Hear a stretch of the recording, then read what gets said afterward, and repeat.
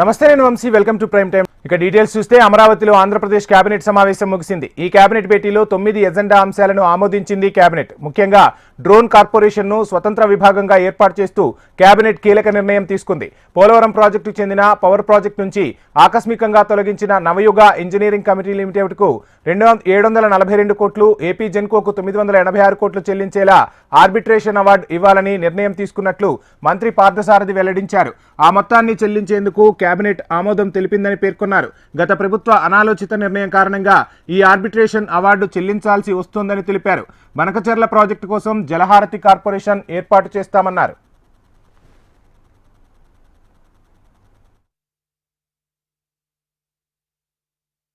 ప్రభుత్వం ఇస్తుంది, దాన్ని ప్రజల్లోకి తీసుకెళ్లాల్సిన బాధ్యత మా అందరి మీద కూడా ఉందని చెప్పేసి మేము భావిస్తాను. దీంతో పాటు అదనంగా దీపం 2 ఏదైతే ఉందో దాదాపు 99 లక్షల మందికి సిలిండర్లు ఇవ్వడం జరిగింది. మళ్ళీ ఈ నెలలోనో లేకపోతే వచ్చే నెలలోనో అదనంగా 2 లక్షల గ్యాస్ కనెక్షన్లు కొత్తగా ఇవ్వండి అని చెప్పేసి ఇదే కంపెనీస్ ద్వారా, ఆయిల్ కంపెనీస్ ద్వారా ఇచ్చారు. అంటే 1 కోటి మందికి పైగా ఉన్న గ్యాస్ కస్టమర్స్కి, మరి గ్యాస్ వినియోగదారులకి మనం 3 సిలిండర్లు ఇచ్చే కార్యక్రమం చేయబోతా ఉన్నాం. సంవత్సరానికి పర్ సిలిండర్ దాదాపు 800 నుంచి 900 కోట్ల రూపాయలు సబ్సిడీ ఇస్తా ఉన్నాం. సో ఇన్ని కార్యక్రమాలు చేస్తున్నప్పుడు తప్పకుండా చెప్పుకోవాల్సిన, ప్రజలు తీసుకెళ్లాల్సిన అవసరం ఉంది. కొంతమంది మేమేదో చేసామని చెప్తారు. ఈ ఒక్క పెన్షన్కి మీరు కూడా చూస్తే, లెక్క చూస్తే వాళ్ళు పెన్షన్ 2000 నుంచి 3000 5 సంవత్సరాలు చేశారు. అంటే యావరేజ్ 2500 ఇచ్చారు. ఈరోజు మేము 4000 ఇస్తున్నాం. సో వాళ్ళు ఇచ్చిన అమ్మఒడి కానివ్వండి, లేదా పెన్షన్ కానివ్వండి, లేదా చేయూత కానివ్వండి, ఇవన్నీ కలిస్తే మేము ఇప్పటికి ఇచ్చిన పథకాలకే సమానం. దీపం కానివ్వండి, లేదా అన్న క్యాంటీన్ కానివ్వండి, లేదా ఎన్టీఆర్ భరోసా కానివ్వండి, ఈ మూడింటికి వాళ్ళు ఇచ్చిన పథకాలన్నీ కూడా సమానం. అంటే దాదాపు 33,000 కోట్ల రూపాయలు సంవత్సరానికి ఇస్తున్నామంటే 5 సంవత్సరాల్లో 1,65,000 కోట్ల రూపాయలు ఒక్క ఎన్టీఆర్ భరోసానే అయిపోయింది. వాళ్ళని చెప్పారు మేము 2,50,000 కోట్లు ఏదో ఇచ్చామన్నారు. ఏది 5 సంవత్సరాల్లో 2,50,000 కోట్లు కేవలం ఎన్టీఆర్ భరోసా ద్వారా దాదాపు ఏంటి 1,65,000 కోట్లు. ఇది పెరిగే అవకాశం కూడా ఉంది. సో అదేవిధంగా దీపం ద్వారా దాదాపు 12,000 కోట్ల రూపాయల దాకా దీపం ఇవ్వబోతా ఉన్నాం. మరి 1 కోటి మందికి దాదాపు ఇప్పటికే భోజనం కడుపు నింపే మన ఆకలి తీర్చే కార్యక్రమం చేస్తూ ఉన్నాం. రేపు మేలో అంటే జూన్కి వచ్చేటట్లు 9,000 కోట్ల రూపాయలు సుమారు, నాకు తెలిసి సబ్జెక్టు కరెక్షన్ ఫిగర్, తల్లి దేవునికి పోతా ఉన్నాం. 5 సంవత్సరాలు ఎంత అయింది? 45,000 కోట్లు. సో ఇవన్నీ కూడా ఏదో వాళ్ళు చెప్పుకుంటానికి అవి ఇస్తూ మేము ఇటువంటి ఆశ్చర్య మెట్టలు కానివ్వండి, నిన్న లోకేష్ గారు శంకుస్థాపన చేసిన రిలయన్స్ 65,000 కోట్ల రూపాయలు పెట్టుబడితో ఉన్న కంప్రెస్డ్ బయోగ్యాస్ ప్లాంట్స్ కానివ్వండి, మొన్న స్వయాన ప్రధానమంత్రి గారి చేతుల మీద 2 లక్షల కోట్ల విలువ చేసే గ్రీన్ హైడ్రోజన్ ప్లాంట్ శంకుస్థాపన కానివ్వండి, ఇవన్నీ కూడా జరుగుతున్నాయి.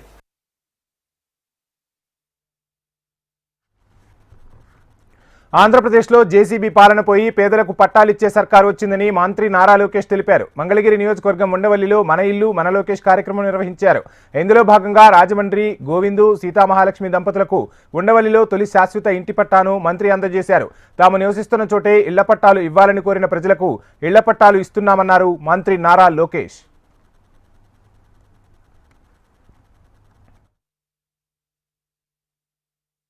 గతంలో జేసీబీ పాలన చూసాం. ఈ రోజు ఎన్డీఏ ప్రభుత్వంలో దశాబ్దాలుగా నివసిస్తున్న ఎక్కడైతే ప్రాంతంలో ప్రజలు ఉన్నారో వాళ్ళందరికీ ఇల్లు పట్టాలు ఉచితంగా ఇవ్వాలనేది ఒక లక్ష్యంగా పెట్టుకుని ప్రభుత్వం ముందరికెళ్లింది.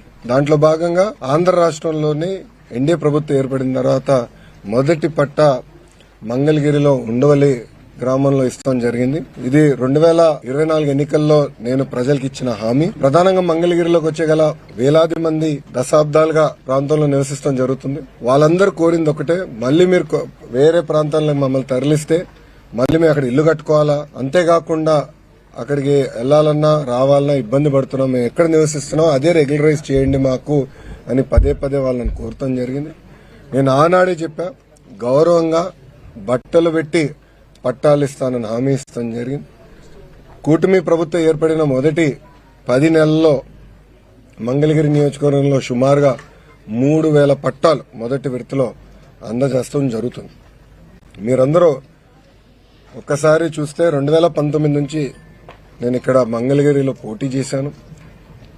5300 ఓట్ల మెజారిటీతో ఓడిపోవటం జరిగింది. మొదటి రోజు బాధ కలిగింది, కానీ రెండో రోజు నుంచి నాకు కసి పెరిగింది. ఓడిపోయిన దగ్గరనే కష్టపడాలి, ప్రజల మనసు తిరిగి గెలుచుకోవాలి, ప్రజల కోసం అహర్నిశలు సేవ చేయాలి లక్ష్యంతో నేను పనిచేస్తాం జరిగింది. 2019 నుంచి 24 వరకు సొంత నిధులు ఖర్చు పెట్టి దాదాపు 26 సంక్షేమ అభివృద్ధి కార్యక్రమాలు మంగళగిరి ప్రజల కోసం నేను చేస్తాం జరిగింది. ఒక పక్కన వాళ్ళ ఆరోగ్యం కానివ్వండి, దాని ఆరోగ్యం కోసం ఎన్టీఆర్ సంజీవిని పేరుతో తాడిపల్లిలో క్లినిక్, మంగళగిరిలో క్లినిక్, దుగ్గిరాలకి ఒక మొబైల్ క్లినిక్ కూడా నేను ఏర్పాటు చేస్తాం. దాంట్లో ఉచితంగా మందులు ఇప్పుడు కూడా అందజేస్తున్నాం. కడప జిల్లా పొద్దుటూరులో మంత్రి సత్యకుమార్ పర్యటించారు. గ్రామంలో ఆరోగ్య కేంద్రం, రైతు సేవా కేంద్రాల నూతన భవనాలను సర్పంచులతో కలిసి ప్రారంభించారు. గత ప్రభుత్వ అనాలోచిత నిర్ణయాల కారణాలతో రాష్ట్రాన్ని తిరోగమన మార్గంలోకి తీసుకెళ్లారని మంత్రి సత్యకుమార్ ఆరోపించారు. కనీసం జగన్ తన సొంత జిల్లాను కూడా పట్టించుకోలేదన్నారు. గత ప్రభుత్వం లక్షల కోట్లు దోచుకోవడంలో చూపిన శ్రద్ధ అభివృద్ధిపై పెట్టలేదన్నారు. గ్రామంలో ప్రధాన సమస్యలను స్థానిక ఎమ్మెల్యేతో కలిసి పరిష్కరించేందుకు తప్పక కృషి చేస్తానని హామీ ఇచ్చారు. ప్రభుత్వం అనాలోచితంగా తీసుకున్న అనేక నిర్ణయాల వల్ల అనేక ఇబ్బందులు వచ్చాయి. సచివాలయాన్ని తీసుకురావడం, సచివాలయాల్లో అనేక మంది స్టాఫ్ని పెట్టడం, స్కిల్డ్ లేబర్ పెట్టడం, ముఖ్యంగా మాకు సంబంధించిన ఆశ ఏఎన్ఎంలను సచివాలయ పరిధిలోకి తీసుకురావడం వల్ల అనేక సమస్యలు వాళ్ళు ఎదుర్కొన్నారు. ఎందుకంటే మా వాళ్ళు ఉదయం 6 గంటల నుంచి 7 గంటల నుంచి 10 మొదలు పెడతారు. సచివాలయంలో 10 గంటలకు వచ్చి ఎఫ్ఆర్ఎస్ చేయాల్సిన పరిస్థితి. తద్వారా ఇబ్బందులు గుర్తించి వీటిని ఏఎన్ఎంలని, అత్యవసర వైద్య సేవలు అందించే ఏఎన్ఎంల ఆశా వర్కర్లని సచివాలయం పరిధిలో నుంచి బయటికి తీసుకెళ్లి వాటిని మళ్ళీ పిఎస్సి, విఎస్సి పరిధిలోకి ఇవ్వడం జరిగింది. అదేవిధంగా స్కిల్డ్ ఎంప్లాయీస్ అయితే ఎవరు ఉంటారు, ఉదాహరణకి ఒక ఇరిగేషన్ ఏఈ ఇక్కడ వచ్చి పంచాయతీ సచివాలయంలో కూర్చోవడం, ఇతరత్ర పనులు చేయకపోవడం వల్ల అనేక సమస్యలు మనకు వచ్చాయి. ఎందుకంటే ఏ కాలువకు చూసినా కూడా మీరు పూడికలు తీగిపోవడం, జంగిలు రావడం, లేదా గండ్లు పడ్డం, తద్వారా నీళ్లు నిలవకపోవడం, సాగునీరు రైతులకు అందకుండా, పంట పొలాలు చేరకుండా అనేక ఇబ్బందులు పడ్డాయి. ఈ విషయాన్ని ప్రభుత్వం దృష్టికి వచ్చినప్పుడు ఇటీవల కేబినెట్ లో కూడా వీటి మీద సుదీర్ఘమైన చర్చ జరిగింది. హైదరాబాద్ను స్టార్టప్ హబ్గా మలిచేందుకు రాష్ట్ర సర్కార్ అన్ని చర్యలు చేపడుతుందన్నారు ఐటీ పరిశ్రమల శాఖ మంత్రి శ్రీధర్ బాబు. ప్రభుత్వం తరపున కొత్త స్టార్టప్లను ప్రోత్సహిస్తామని తెలిపారు. హైదరాబాద్లో రామ్ ఇన్ఫో ఏర్పాటు చేసిన ఐకోలాబ్ ఫౌండేషన్ను మంత్రి ప్రారంభించారు. యువ వ్యాపారవేత్తలకు రాష్ట్ర సర్కార్ తోడ్పాటు అందిస్తుందని చెప్పారు. ఐకోలాబ్ వినూత్న ఆలోచన అని, ఈ ప్రయత్నం విజయవంతం కావాలని కోరుతున్నానని మంత్రి తెలిపారు. నిర్వాహకులకు మంత్రి అభినందనలు తెలిపారు. ఒక ప్రత్యేకమైన లక్ష్యంతో స్టార్టప్స్ కంపెనీస్ని అందరినీ కూడా ప్రోత్సాహం చేయాలని, ప్రధానంగా పబ్లిక్ ప్రొక్యూర్మెంట్ సంబంధించి దీంట్లో కొత్త టెక్నాలజీ ద్వారా వచ్చే ఈ ప్రోడక్ట్స్ కానీ, ఈ సర్వీసెస్ కానీ ఎంకరేజ్ చేయాలనే ఒక ప్రధానమైన ఉద్దేశంతో ప్రభుత్వానికి ఒక పక్షాన, ప్రజలకు ఉపయోగపడే వ్యవస్థను పెంపొందించాలనే ఒక ప్రధానమైన లక్ష్యాన్ని వారిని అభినందిస్తూ ఉన్నారు. ఈరోజు కొత్త టెక్నాలజీస్ వస్తూ ఉన్నాయి, ఆ టెక్నాలజీస్ని ప్రోత్సాహం చేయాలి. ప్రభుత్వం ఒక పక్షాన ఈరోజు ఇన్నోవేషన్ని కానీ, స్టార్టప్స్ కానీ పెద్ద ఎత్తున ప్రోత్సాహం చేస్తున్నప్పటికీ ఇలాంటి సంస్థల ద్వారా ఇంకా వందలాది సంస్థలను మరింత వేగవంతంగా ముందుకు నడిపించే ప్రయత్నం ఇప్పుడే మరి ఐకోలాబ్ మరియు టీ హబ్ పరస్పర ఒప్పందం ఏదైతే స్టార్టప్స్ని ఎంకరేజ్ చేయాలని, ఇన్నోవేషన్ని ఇంకా పెద్ద ఎత్తున తీసుకెళ్లాలి అనే ప్రయత్న భాగంలో వారికున్న బెస్ట్ ప్రాక్టీసెస్, ఎక్స్పర్టీస్ని ఉపయోగించుకొని ఐకోలాబ్కున్న బెస్ట్ ప్రాక్టీసెస్ని కూడా ఉపయోగించుకొని స్టార్టప్స్ని ఎంకరేజ్ చేయాలనే ఒక ప్రధానమైన ఉద్దేశాన్ని ఈరోజు ఈ ఒప్పందం ద్వారా ఒక నిదర్శనం. మేమేం చెప్తా ఉన్నామంటే రాబోయే కాలంలో తెలంగాణ రాష్ట్రం ఒక స్టార్టప్ క్యాపిటల్గా ఎదగాలనే ఒక ఆలోచనతో భాగం అనేక మంది పెద్దలు, విద్యార్థులందరి సహకారంతో తప్పకుండా ఇది ఒక స్టార్టప్ హబ్గా ప్రపంచవ్యాప్తంగా తీసుకెళ్లే ప్రయత్నం చేస్తాం, ఒక ప్రత్యేకమైన లక్ష్యంతో. బీఆర్ఎస్ అధినేత కేసీఆర్ ఎర్రవెల్లి నివాసంలో కరీంనగర్, ఆదిలాబాద్ జిల్లాల పార్టీ ముఖ్య నాయకుల సమావేశం జరిగింది. ఈ నెల 27న వరంగల్లో జరగనున్న బహిరంగ సభ, పార్టీ రజతోత్సవ కార్యక్రమాల నిర్వహణ అంశంపై ఈ సమావేశంలో చర్చించారు. పలు అంశాలపై బీఆర్ఎస్ అధినేత కేసీఆర్ 2 జిల్లాల ముఖ్య నాయకులకు దిశానిర్దేశం చేశారు. ఈ సమావేశంలో party working president KTR, BRS నేతలు పాల్గొన్నారు.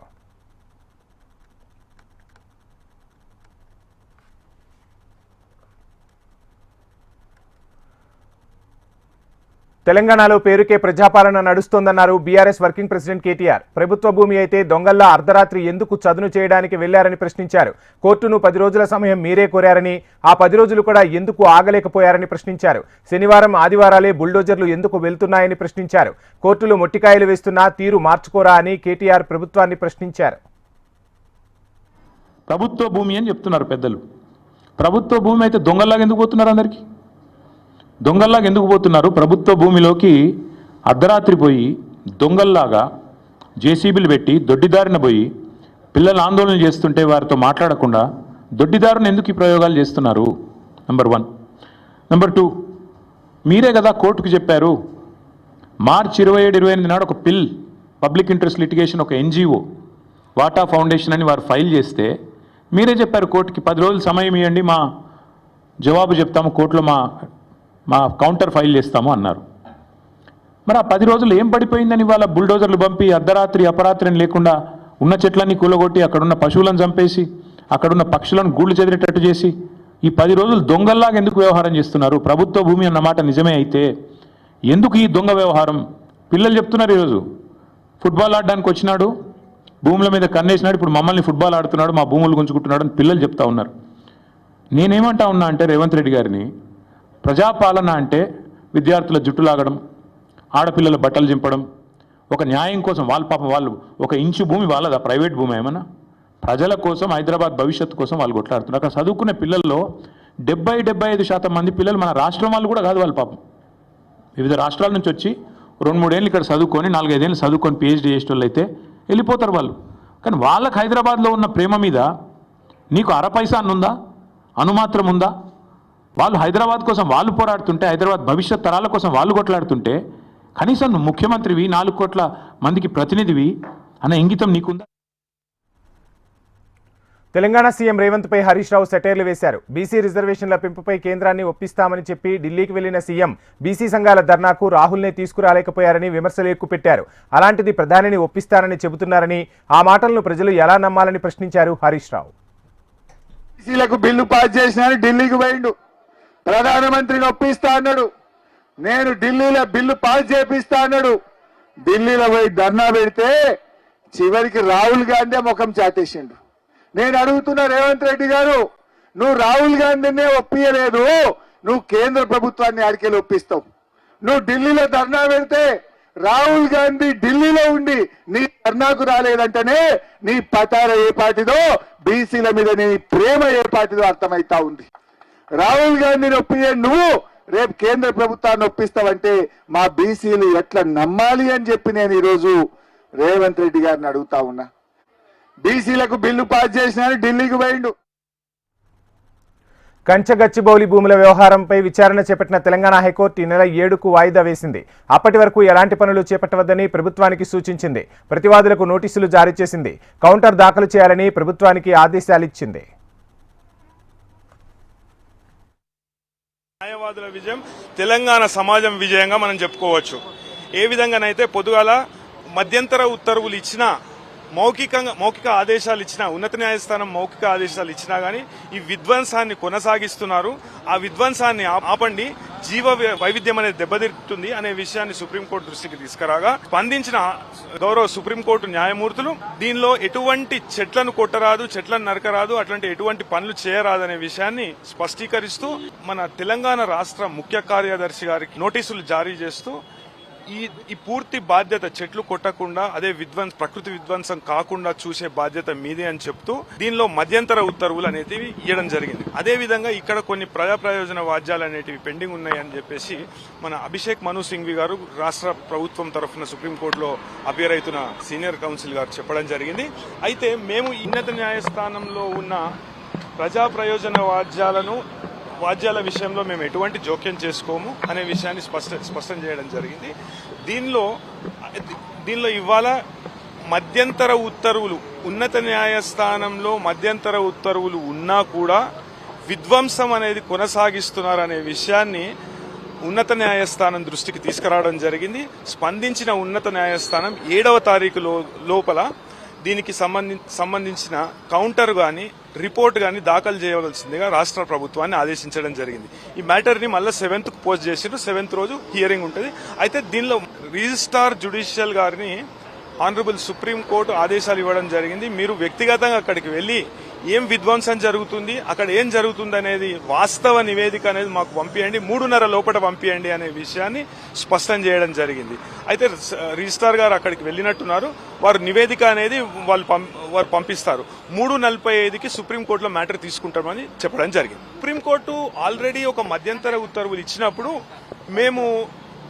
మేము కూడా ఇవ్వడం కుదరదు. సుప్రీంకోర్టు ఇచ్చింది కాబట్టి సుప్రీంకోర్టు మధ్యంతర ఉత్తర్వులు ఉన్నాయి, అమల్లో ఉన్నాయి కాబట్టి మధ్యంతర ఉత్తర్వులు ఉన్న కారణంగా ఎటువంటి పని చేయరాదనే వ్యాఖ్యలు చేయడం జరిగింది. April 7th కాదు, సుప్రీంకోర్టు తెలుస్తుంది.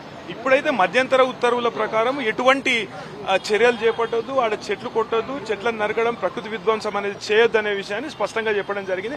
అదేవిధంగా అభిషేక్ మను సింఘ్వి గారు ఎన్నో ఉపాధి అవకాశాలు, ఉద్యోగాలు, అదేవిధంగా అభివృద్ధి అనే విషయాన్ని చెప్తే ఇంతకు ముందు అడ్వకేట్ జనరల్ గారు ఆ విషయాన్ని చెప్పారు మాకు. ఆ విషయాన్ని మేము పరిగణలోకి తీసుకుంటాం. అయితే దీనిలో మేము తీవ్రంగా వ్యతిరేకించడం జరిగింది. అభివృద్ధి పేరుతో తన భర్త పరిటాల రవి హత్యలో జగన్ పాత్ర కూడా ఉందని పరిటాల సునీత సంచలన ఆరోపణలు చేశారు. ఈ కేసులో సీబీఐ జగన్ను కూడా విచారించిందని గుర్తు చేశారు. ఈ రోజు టీవీ బాంబు గురించి మాట్లాడుతున్న వారు కారు బాంబు గురించి కూడా మాట్లాడాలని కామెంట్స్ చేశారు. రాఫ్తాడులో తోపుదుర్తి సోదరులు ముఠా కక్షలను రెచ్చగొడుతున్నారని సునీత ఆగ్రహం వ్యక్తం చేశారు.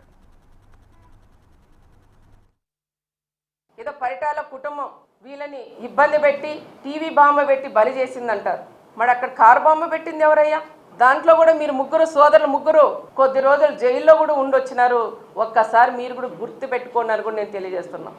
అదే కాకుండా ఎవరో ఒక ఆయన శుక్రవారం వస్తాడంట పరామర్శ ఇచ్చేదానికి. ఆయనకు కూడా ఒకటే చెప్తున్నాం, మా జిల్లాలో కారు బాంబు టీవీ బాంబులు అనేటివన్నీ మర్చిపోయారు, మళ్ళీ మీ వాళ్ళకి గుర్తు చేస్తున్నారు. ఆ వచ్చే ఆయన కూడా ఏం చెప్పంటే సూట్ కేస్ బాంబు గురించి కూడా ఒక్కసారి మాట్లాడి నా మండలంలోకి కూడా అడుగు పెట్టాలని ప్రత్యేకంగా మాజీ సీఎం గారికి కూడా నేను చెప్తున్నాం. ప్రతి ఒక్కటి కూడా మీరు రాజకీయం చేస్తే మా దగ్గర కూడా రాజకీయం చేయడానికి మేము కూడా సిద్ధంగా ఉన్నాం. అవి అవసరం లేదు. ఎప్పుడో జరిగిపోయిన గత మళ్ళీ అన్ని కుటుంబాలు కూడా ప్రశాంతంగా ఉన్నాయి. మేము ప్రశాంతంగా ఉంటే మీకు నిద్ర పట్టదా? తాము శాంతి చర్చలకు సిద్ధమంటూ మావోయిస్టులు చేసిన ప్రకటనపై ఛత్తీస్గఢ్ సర్కార్ స్పందించింది. బేషరతు చర్చలకు ప్రభుత్వం సిద్ధంగానే ఉందని స్పష్టం చేసింది. ఈ మేరకు ఛత్తీస్గఢ్ డిప్యూటీ సీఎం విజయ్ శర్మ ప్రకటన చేశారు. పూర్తిగా ఆయుధాలు విడితేనే చర్చలకు ఫలితం ఉంటుందని, సమాంతర పాలన చేయాలనుకుంటే ఫలితాలు ఉండవని పేర్కొన్నారు. జనజన స్రవంతిలో కలిసిన నక్సలైట్లకు పునరావాసం, ఉద్యోగ ఉపాధి సంక్షేమ కార్యక్రమాలు అమలు చేస్తామని స్పష్టం చేశారు. మావోయిస్టుల ప్రకటనకు ప్రభుత్వం కూడా సానుకూలంగా స్పందించడంతో చర్చలపై ఆసక్తి నెలకొంది.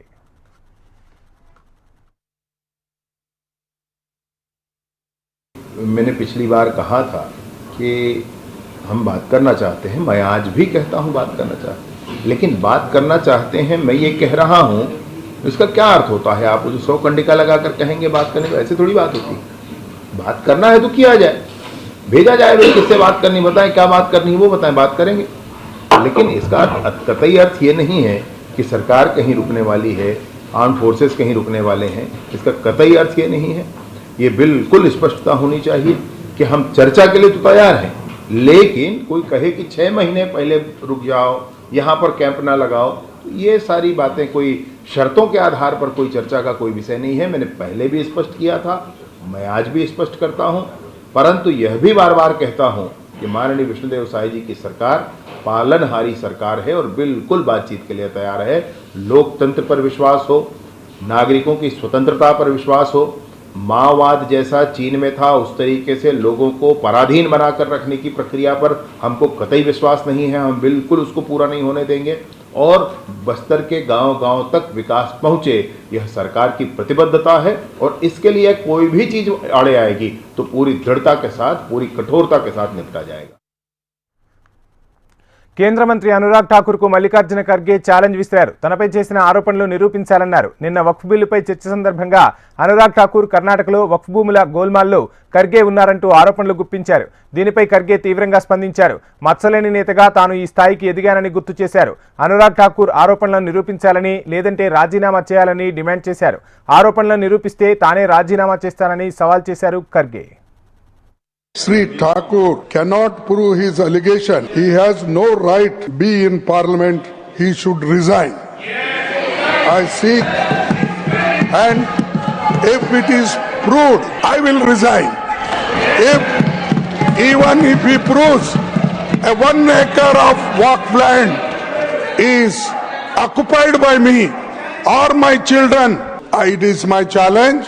If such allegations made, some papers leaving on the table and damaging us, I am not going to afraid of these things, sir. I am a son of laborer.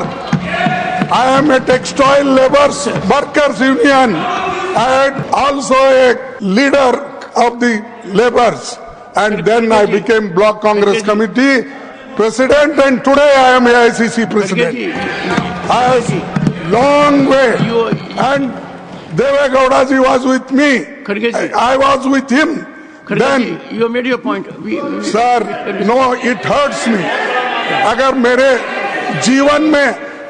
जीवन में असेंबली में कोई मुझे उंगली उठा के नहीं बोला. లోక్సభలో ఆమోదం పొందిన తర్వాత వివాదాస్పద వక్ఫ్ సవరణ బిల్లు రాజ్యసభ ముందుకు వచ్చింది. మైనార్టీ సంక్షేమ శాఖ మంత్రి కిరణ్ రిజిజు రాజ్యసభలో వక్ఫ్ సవరణ బిల్లును ప్రవేశపెట్టారు. వక్ఫ్ పాలక వర్గాల్లో మరింత పారదర్శకత, జవాబుదారీతనం పెంచుతూ పాలనలో మహిళల భాగస్వామ్యం తప్పనిసరి చేసేలా ఈ కొత్త బిల్లును కేంద్ర సర్కార్ తీసుకొచ్చింది. ఈ మేరకు 1995 నాటి వక్ఫ్ చట్టంలో దాదాపు 40 సవరణలు చోటు చేసుకున్నాయి. ముస్లిం సమాజం నుంచి వస్తున్న డిమాండ్ల మేరకే ఈ మార్పులు చేస్తున్నట్లు ప్రభుత్వ వర్గాలు స్పష్టం చేశాయి. ఈ బిల్లును గతేడాది ఆగస్టులోనే కేంద్రం లోక్సభలో ప్రవేశపెట్టింది. అప్పుడు దీనిపై విపక్షాల నుంచి పెద్ద ఎత్తున వ్యతిరేకత రావడంతో దీన్ని జేపీసీ పరిశీలనకు పంపింది. ఈ కమిటీ పలు ప్రతిపాదనలతో బిల్లుకు ఆమోదం తెలిపింది. और फंड बहुत ही मीगर है, कम है, छोटा है, वो काफी नहीं है. दूसरा कहा कि ऐसा लगता है कि सारा जो झंझट है वो मुतावली पे केंद्रित है. ये 3 कमेटी रिपोर्ट सचर कमेटी को मिलाते हुए जो मुख्य रिपोर्ट रिकमेंडेशन किया है, सर मैं आपके माध्यम से सदन को बताना चाहता हूं, वो सारा रिकमेंडेशन रिपोर्ट को हम लेकर के आज ये बिल लेकर के, अमेंडमेंट बिल लेकर के इस सदन में आया है. इसलिए ये तीनों कमेटी, ये कांग्रेस सरकार में जो दूसरे और तीसरे कमेटी तो यूपीए सरकार थे, लेकिन शुरू वाला तो प्योर कांग्रेस गवर्नमेंट था. तो मैं मुख्य रूप से कांग्रेस पार्टी को और उसके जो सहयोगी दल है, मैं अपील करना चाहता हूं कि आज जो बड़ा భారత్ చైనా ఎల్ఏసీపై లోక్సభలో వాడివేడి చర్చ జరిగింది. చైనా భారత్కు చెందిన 4000 కిలోమీటర్ల భూభాగాన్ని స్వాధీనం చేసుకుందన్నారు రాహుల్ గాంధీ. చైనా ఓవైపు భూములు ఆక్రమిస్తుంటే ఆ దేశ అంబాసిడర్తో భారత ప్రతినిధి కేకులు కట్ చేస్తూ ఉండటం షాక్కు గురిచేసిందన్నారు రాహుల్. దీనిపై కేంద్ర మంత్రి అనురాగ్ ఠాకూర్ ఘాటుగా బదులిచ్చారు. డోక్లం వివాదం సమయంలో చైనాతో సూప్ తాగుతూ కూర్చొంది ఎవరని ప్రశ్నించారు. యూపీఏ హయాంలోనే భూములు స్వాధీనం చేసుకున్నారని తెలిపారు.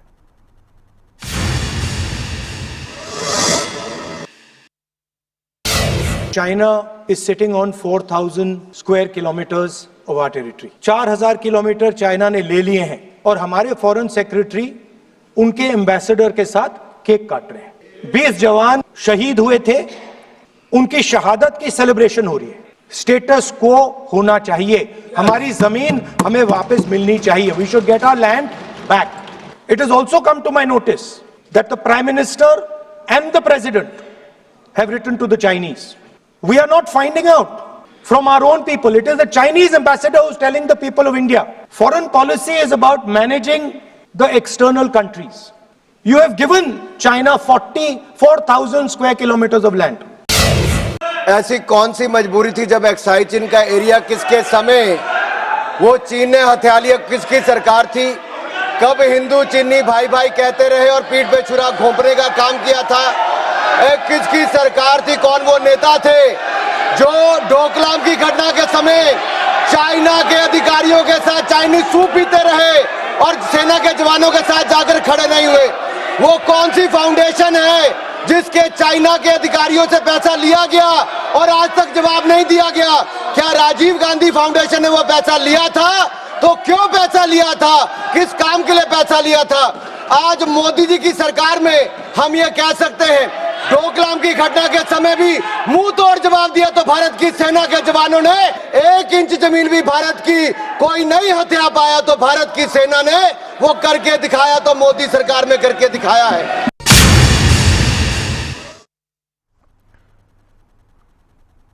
ఇవి ఇప్పటివరకు ఉన్న ప్రైమ్ టైం అప్డేట్స్. చూస్తూనే ఉండండి హెచ్ఎం టీవీ. వార్త ఆగదు, నిజం దాగదు.